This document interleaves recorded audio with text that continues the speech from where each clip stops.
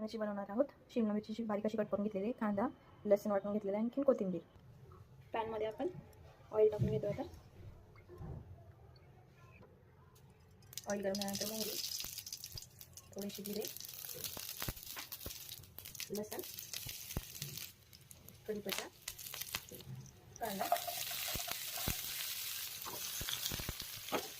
कांदा गुलाबी होईपर्यंत आपण परतून घेतलेला आहे। त्यामध्ये आता काळं तिखट, हळद, काळं तिखट आणि हळद ॲड थोडंसं मी लाल तिखट ॲड करणार आहे, छान लागतं चवीसाठी।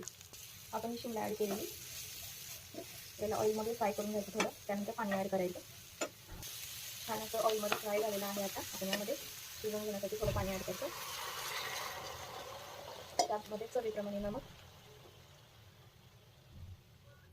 जिरे आणि धने पावडर आपण वाटून घेतलेली आहे ते ॲड करतो मसाल्यामध्ये घरगुती।